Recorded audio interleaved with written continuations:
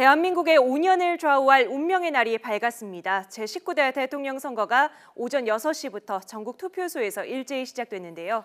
이번 대선에서 주목해야 할 점 어떤 것들이 있는지 관전 포인트별로 짚어보겠습니다. 허성우 국가디자인연구소 이사장, 김홍국 경기대 겸임교수와 얘기 나눠보겠습니다. 안녕하십니까? 안녕하십니까? 네. 두 분은 오늘 투표하고 오셨습니까? 저는 아직 못했습니다. 이제 마치고 할 예정입니다. 예. 네, 저도 끝내고 할 예정입니다. 좀 마지막까지 지켜보고 어느 후보에게 힘을 실어주는 것이 좋을지 저도 유권자들처럼 함께 고민하고 있습니다. 예. 저희는 오늘 선거 방송 때문에 사전 투표를 하고 왔는데 두 분도 소중한 한 표 꼭 행사하시길 바랍니다. 자, 후보들의 어제 마지막 유세 활동부터 조금 볼까 하는데요. 문재인 후보는 광화문, 홍준표 후보는 대안문, 안철수 후보가 대전, 그리고 유승민 후보가 명동, 심상정 후보가 신촌을 찾았죠. 그야말로 최후의 한 표를 건지기 위한 장소였을 텐데 좀 각자 어떤 의미를 담았다고 보십니까? 그렇습니다. 이번 사실 그 대통령 선거는 대통령 거리에 따르는 조기 대선이기 때문에 나름대로 장소가 갖는 의미가 굉장히 크다고 봅니다. 문재인 후보가 광화문 광장을 찾은 이유가 뭐냐면은 바로 이제 촛불 시위와 관련한 이제 본인이 그러니까 출발점이 촛불 시위 현장인 광화문을 찾은 거고요. 또 이제 반대로 이제 홍준표 후보 같은 경우는 당연히 뭐 대안문 쪽에서 어쨌든 태극기 집회가 시작 발원지가 또 거기이기 때문에 그쪽을 찾고 또 이제 안철수 후보 같은 경우는 사실 대전에서 그 경선을 이기고 또 4.4 산업혁명의 어떤 그 발원지를 할 수 있는 대전을 대덕단지와 연관되어 있는 거고 또 유승민 후보는 뭐 아무래도 2040을 대상으로 한 거고 또 심상정 후보는 신촌 쪽도 한 거고 역시 이제 신촌의 젊은 층을 하는데 이것은 나름대로 그 후보별로 그 타겟하고 또 목적을 했던 바를 처음과 끝을 완성하는 부분이기 때문에 아마 마지막 부분, 마지막 장소가 갖는 의미는 대단히 크다고 봅니다. 왜냐하면 거기서 이제 모든 그동안 22일 동안의 대장정을 마치고 거기서 다 모여서 사실 또 어떻게 보면은 피날레를 장식하는 그 부분이기 때문에 그래서 후보들이 그 마지막 그 투표를 다 그러니까 선거를 운동을 다 마치고 모이는 직결지가 갖는 의미는 굉장히 나름대로 후보마다 크다고 봅니다. 예. 네, 후보들 뭐 정말 고심했을 겁니다. 지난 22일 동안 후보들 전체 유세했던 거리를 따져보면 47,000km에 달한다고 합니다. 지구를 한 바퀴 돌 정도로 엄청난 거리를 돌면서 유권자들께 표심을 호소했고 이것은 결국 지난 겨울 내내 우리 국민들이 고뇌했던 그 박근혜 정부의 국정농단, 그 비선 실세에 의해서 우리 대한민국의 시스템이 무너진 데 대해서 국민들이 분노하고 좌절하면서 나타났던 그런 여러 가지 현상들을 우리 후보들이 담아내겠다 그런 의지가 보였고요. 특히 문재인 후보 그리고 홍준표 후보는 역시 광화문과 대안문이라는 이 장소에서 그동안 보여줬던 촛불 민심, 탄핵에 찬성하느냐 반대하느냐 그런 국민들의 마음에 대해서 서로 진보와 보수의 가치를 호소를 했고요. 네. 또 젊은 층들의 최근의 표심에 대해서는 뭐 유승민 후보라든가 심상정 후보는 젊은 층의 이런 호응을 많이 받으면서 젊은 층이 많이 모이는 장소에서 자신들의 가치에 대해서 얘기를 했고요. 안철수 후보는 뭐 과학 대통령 그리고 중부권에서 지방에 대한 가치 이런 부분을 설파하면서 대전에서 지방에서 유세를 하는 그런 마지막 장면을 보였습니다. 정말 많은 인파들도 모였고 우리 국민들의 뜨거운 열기도 보여주셨는데요. 오늘 마지막 보내주시는 한 표가 이런 후보들의 마음과 함께 어울려서 내일 아침이면 또 새로운 대통령, 19대 대통령을 만들어낼 것 같습니다. 예. 자, 그러면 각 후보별로 한번 살펴보겠습니다. 자, 먼저 민주당 문재인 후보는 마지막까지 압도적 지지를 호소했단 말이죠. 과반 득표 가능할 거라고 보십니까? 뭐 지금 뭐 당장 이제 오늘 저녁이면 늦게면 이제 대통령 후보가 정해질 건데 그것을 지금 뭐 예측하기는 좀 어렵지만 그러나 이제 산술적으로 이 그동안 여론조사나 여러 가지 보면은 제가 볼 때는 그래도 마지막에 단일화를 성공하면은 과반 대통령이 나오지 않겠는데 단일화는 일단 실패했기 때문에 이 다자구도로 가기 때문에 이번 같은 경우는 뭐 어쨌든 13명이 출사표를 던져서 1명이 중도 사퇴하고 어쨌든 12명이 됐고 그리고 그중에서 이제 1강 사실 2중 뭐 2약 이런 해가 오자구도로 가기 때문에 이 오자구도 안에서 사실 과반을 얻기는 굉장히 어렵다. 근데 이제 문재인 후보 같은 경우는 왜 이제 그러면은 과반 압도적인 그 지지를 호소했냐면은 이게 이제 30%대 대통령 또 40%의 대통령, 50%의 대통령에 따라 거기에 득표율에 따라서 사실 국정 동력에 받는 그 본인의 그 국정 운영과 관련해서 굉장히 그 탄력을 받느냐 아니면 국정 운영 동력이 굉장히 좀 탄력을 받지 않느냐 여기에 따라 달라지기 때문에 어쨌든 문재인 그 후보 입장에서는 1위를 달리고 있기 때문에 가능하면 압도적으로 당선되고 싶죠. 그러나 이 상대는 선거라는 건 상대가 있는 거 있지 않겠습니까? 있기 때문에 다른 뭐 안철수 후보라든가 홍준표 후보들이 또 약진하고 있기 때문에 또 이번 사실 그 이 다자구도의 투표 속에서 사실 이 뭐 여론조사만 갖고는 판단할 수 없는 거죠. 또 뭐 보수로 보면 샤이 보수도 있고 또 어떻게 보면 이번 대선 같은 경우는 거의 과거처럼 뭐 이 사표 방지라든가 뭐 전략적 선택 이거보다는 이 젊은 층에서 나타나는 이 표심들이 되게 보면은 소신 투표와 상당히 연관되어 있기 때문에 사실 어떻게 보면은 이번 대선 같은 경우는 이 표심들이 어떻게 움직일지는 가늠하기는 굉장히 어렵다. 이런 여러 가지 상황을 분석해 보면 결국은 과반 확보라는 건 굉장히 쉽지 않은 상황이다. 그렇기 때문에 제가 볼 때는 조심스럽지만은 과반 확보는 굉장히 어렵다. 오히려 지금 자칫하면은 이 40%대를 넘을 수 있겠냐 하는 그런 어떤 그 타겟점이 좀 달라지는 모습이 아니겠냐.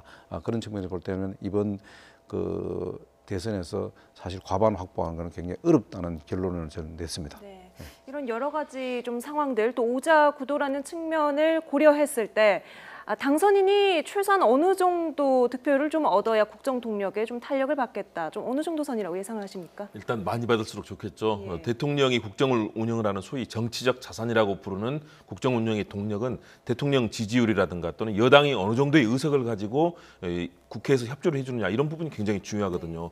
대통령이 많은 지지율을 얻어야 되는데 50% 이상이 된다면 금상첨화가 될 겁니다. 그동안에 여러 차례 우리 선거가 있었지만 50%를 넘은 대통령은 사실은 전임 박근혜 전 대통령이 유일했었거든요. 그렇기 때문에 50% 더군다나 이번 대선은 5명의 후보들이 총 15명이 이 출사표를 던져서 그중에서 5명의 주요 후보들이 정말 치열하게 토론을 벌이면서 지지율을 나눠 갖고 있는 형국이거든요. 그렇기 때문에 50%대를 이룬다는 게 사실은 좀 쉽지는 않아 보입니다. 그러나 최소한도 40%대 중반이 되어야 그래도 야당이라든가 또는 원내 6개 정당이 지금 원내에 있거든요. 그 정당들에게 협조를 요청하고 때로는 야당이 반대하더라도 국민들의 압도적인 지지를 바탕으로 야당에게 이 부분의 법안을 통과시켜달라거나 또는 국정 어젠다를 끌고 갈 수 있는 힘들을 얻을 수 있도록 요청을 할 수 있는데요. 그렇지 않다면 예를 들어 30%대가 된다면 사실은 좀 상당히 쉽지 않아 보입니다. 더군다나 50%를 넘더라도 결국은 원내 6당 체제에서 국정을 운영하는 것이 참 어려운 것이 우리 정치의 현실이거든요.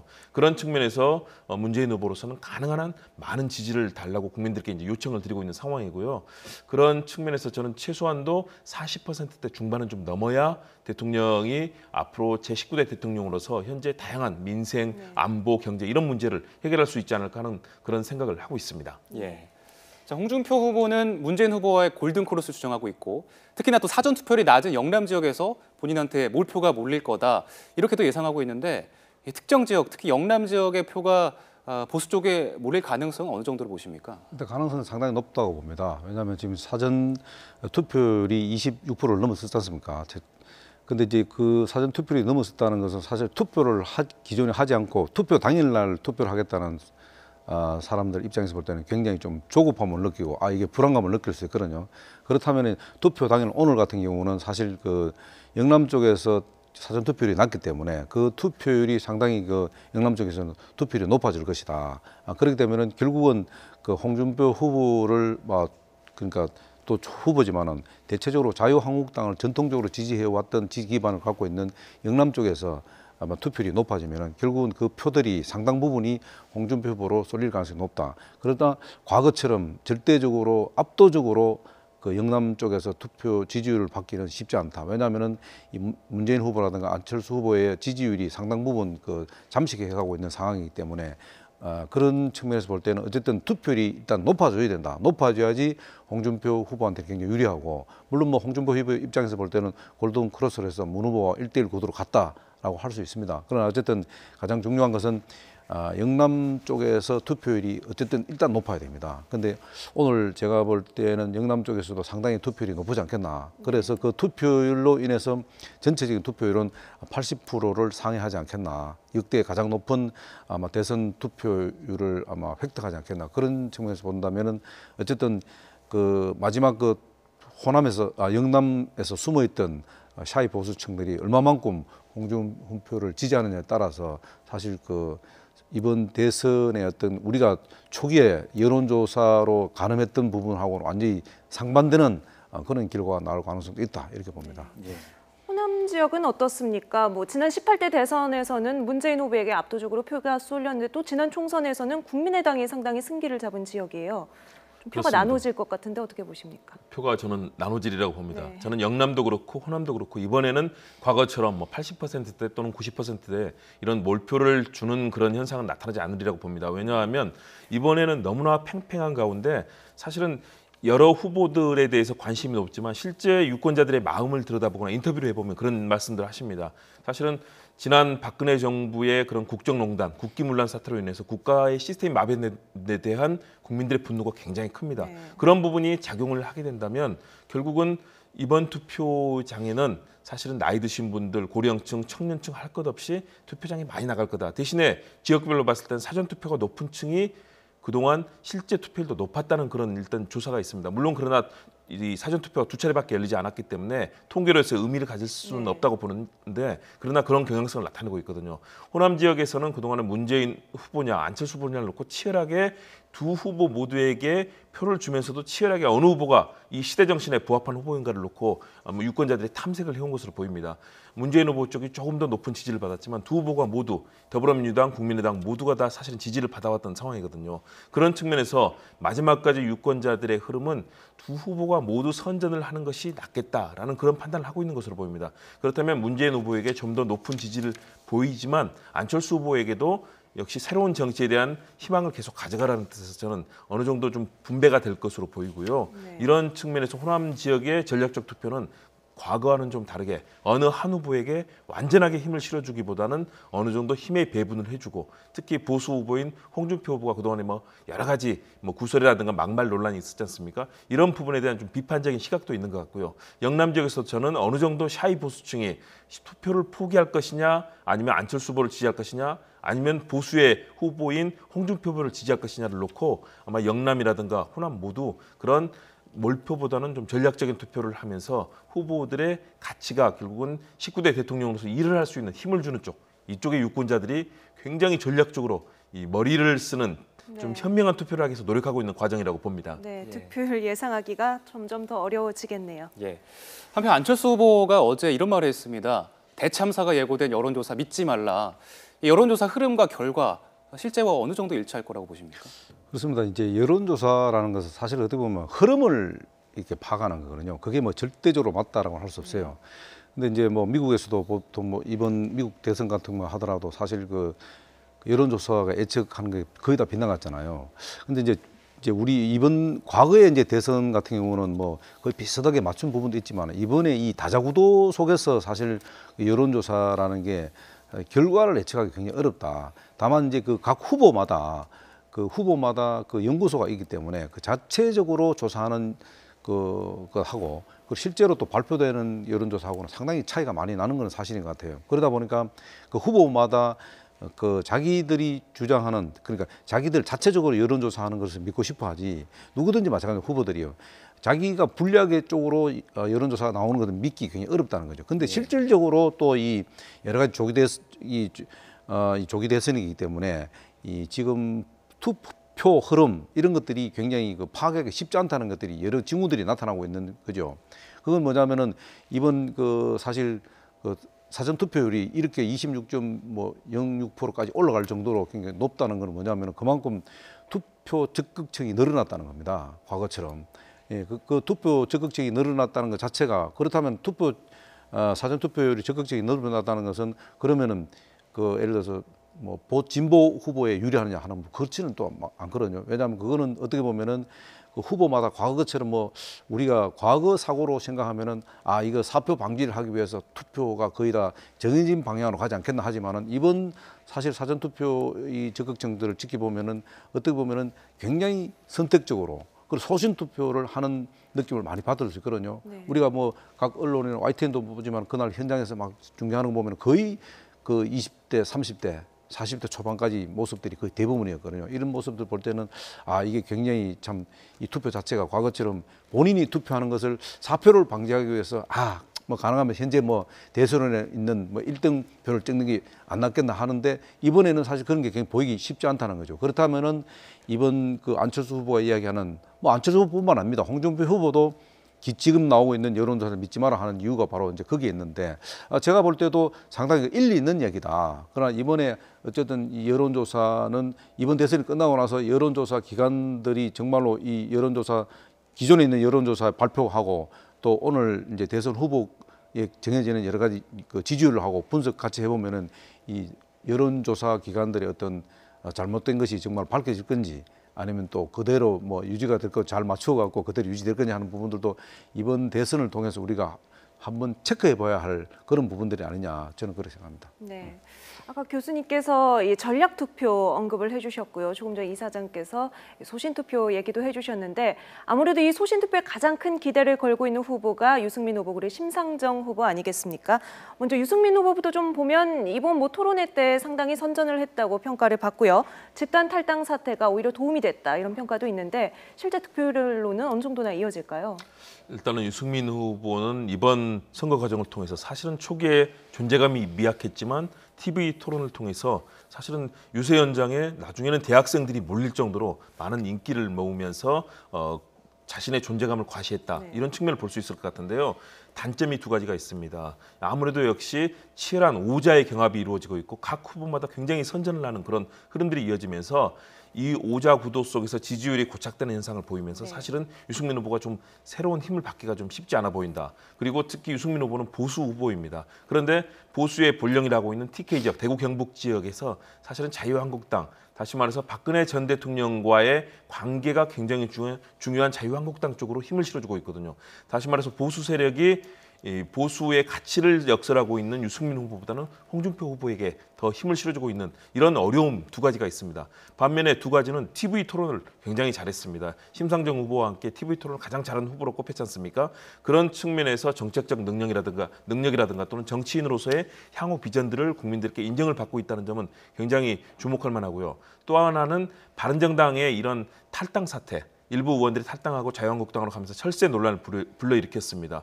그로 인해서 도리어 자유한국당 내 여러 가지 친박 의원들이 대두되면서 자유한국당이 다시 한번 친박당이다 이런 논란이 벌어지고 자유한국당이 당권 논란까지 지금 뭐 펼쳐지고 있지 않습니까? 이런 측면에서 유승민 후보의 경우는 새로운 보수의 가치, 열린 보수, 성찰하는 합리적 보수라는 그런 가능성을 만들어가고 있거든요. 이런 측면에서 박수를 받고 있습니다. 그렇기 때문에 저는 이번 대선에서 지지율이 소폭 상승하는 결과를 가져올 거다. 그렇지만 본인이 꿈꾸는 사실은 두 자릿수까지 가기는 좀 쉽지 않아 보이고요. 이런 과정을 통해서 대선 이후에 정말 보수가 새롭게 태어나는 과정에서 중심 역할을 할 수 있는 그런 가능성을 만들었다. 그런 측면에서는 우리 국민들께서 유승민이라고 하는 정치인이 단순하게 과거 박 전 대통령과 원내대표에서 뭐 축출될 정도로 각을 세우는 이런 정치인의 이미지에서 벗어나서 국정을 운영할 수 있을 정도로 큰 그런 정책과 비전에 대한 그런 주목을 받을 수 있는 정치인으로 재발견됐다는 점에서 유승민 후보에게는 굉장히 큰 의미가 있는 이번 대선이 된다고 봅니다. 예. 그리고 제가 이제 그 여론조사와 관련해서 조금 이제 한 가지 좀 문제점을 좀 지적해 보면은 과거에 이제 전통적으로 우리가 이번은 조직 대선 빼고 과거 이제 이 전통적인 대선 같은 경우 유권자가 후보를 선택하는 그 요소들을 보면은 순서가 뭐냐면 되게 보면은 뭐 과거에는 이념 인물, 그 다음에 지역이 큰 커다란 요소 중에 하나였어요. 한 덩어리가 돼서 움직였는데 이번 대선 같은 경우는 이 TV 토론을 통해서 이야기하다 보니까 사실 정책이 어떻게 보면 굉장히 중간에 와 있다. 예. 과거에는 정책이 있어도 거의 다 그것이 후보자를 선택하는 요소 중에서는 크게 작용을 안 했습니다. 근데 이번 조기 대선 같은 경우는 뭐 우리 김 교수님 말씀하신 대로 이 TV 토론을 통해서 많은 후보들의 어떤 정치 철학이라든가 신념 이런 것들을 간접적으로나마 우리가 파악할 수 있는 기회가 됐거든요. 그러다 보니까 정책 부분들이 상당히 그 앞쪽으로 와 있습니다. 그러니까 과거에 뭐 인물, 지역, 이념의 후순위로 돼 있던 정책이 상당히 앞쪽으로 와서 지역과 이념 중간에 끼어 있다. 인물 그리고 정책, 그 다음에 지역, 이념 이런 순서로 되다 보니까 이 정책이 굉장히 중요한 부분을 차지했다. 이러다 보니까 아까 제가 말씀드린 대로 과거처럼 이 후보들마다 아전인수격으로 이게 뭐 사표 방지하기 위해서 뭐 우리를 찍지 않겠나 이러지만은 그것은 이번 조기 대선하고는 그 문제가 없다. 그러다 보니까 그런 부분들을 이 여론조사 기관에서 놓쳤다.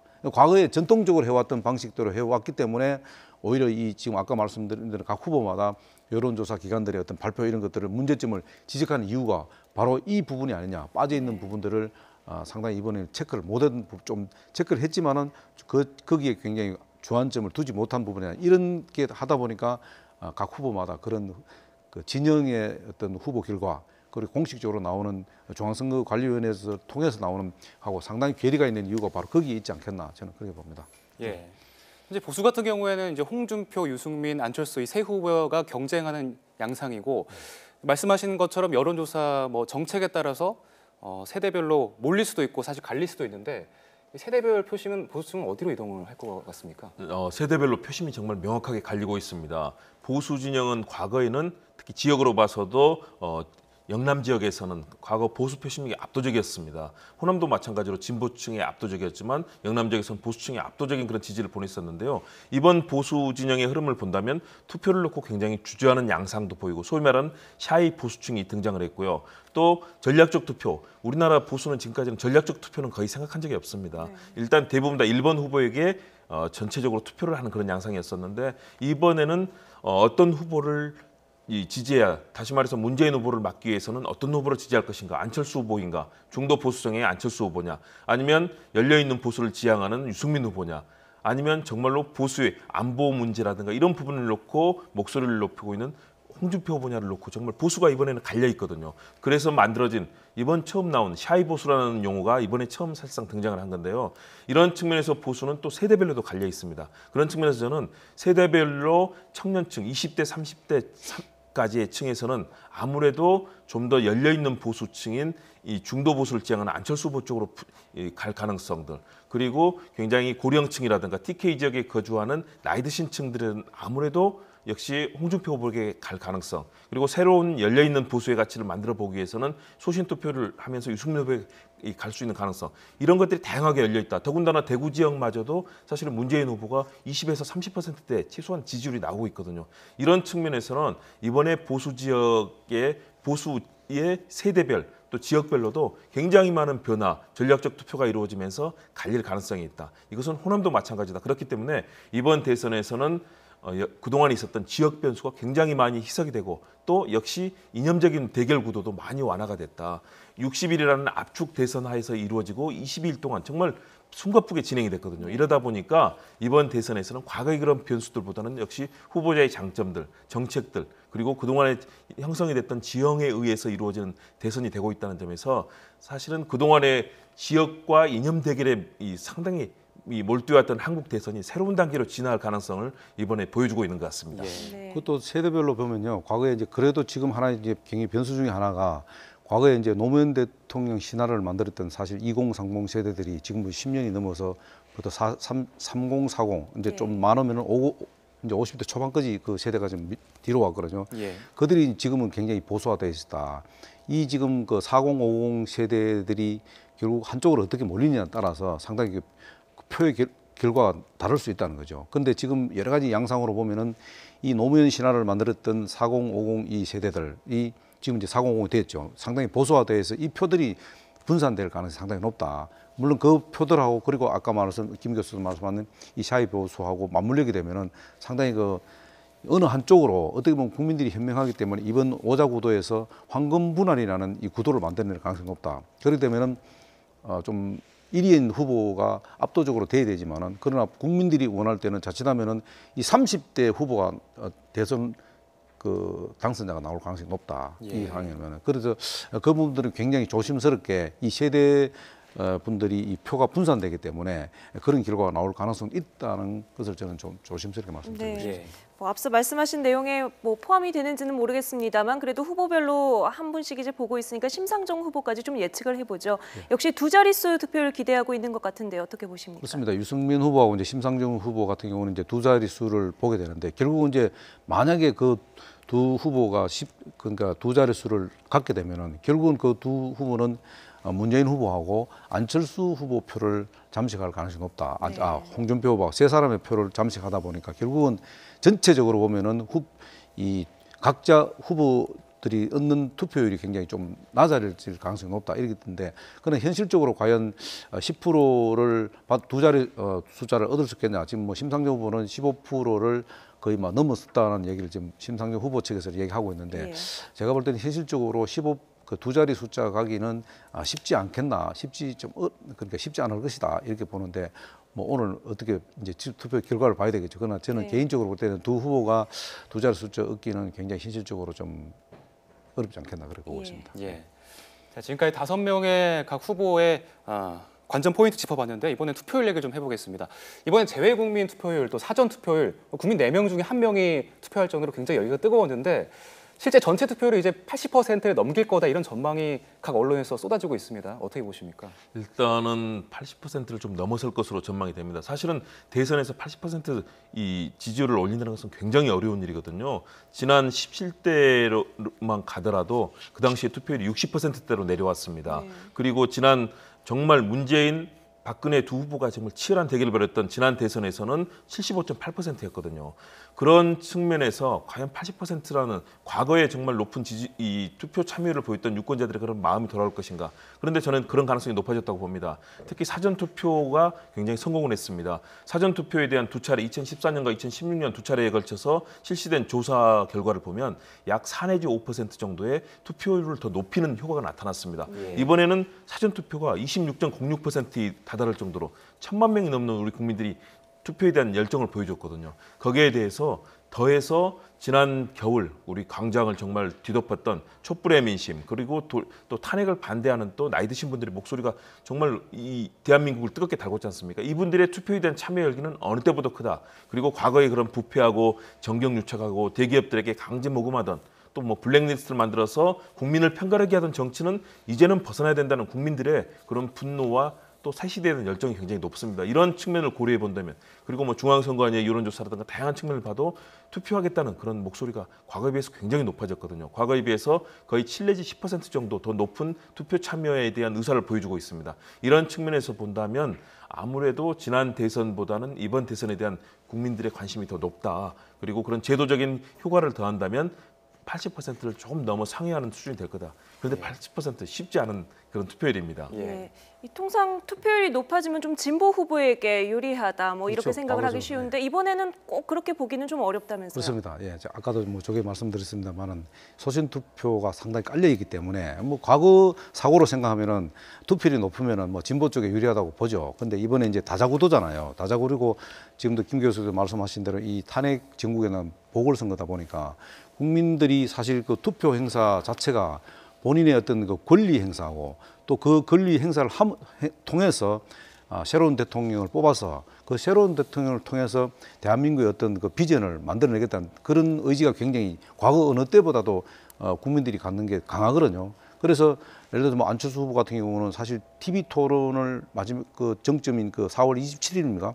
그때를 통해서 사실 안철수 후보가 지지율이 좀 하락한 이유도 바로 국민들이 그 당시에 그 TV 토론을 3사람 중에 1사람이 봤다는 거 아니겠습니까? 그걸로 통해서 이 투표를 결정하겠다라고 하는 건 투표를 결정하겠다는 그만큼 투표를 하겠다는 뜻이거든요. 그거는 뭐냐면 국민들이 이제는 그 권리 행사 한 표가 본인들의 어떤 의지도 중요하지만 이 대한민국을 바꿀 수 있다는 것을 이번을 이 탄핵 정국을 통해서 느끼게 된 거죠. 그렇기 때문에 이것은 뭐 누가 투표를 하라 하는 게 아니고 본인의 권리 행사를 통해서 대한민국을 책임진다 국민들이 그런 의식이 좀 강하기 때문에 아마 투표율은 굉장히 앞으로 갈수록 굉장히 높아질 수밖에 없지 않겠나 그렇게 보고 있습니다. 네.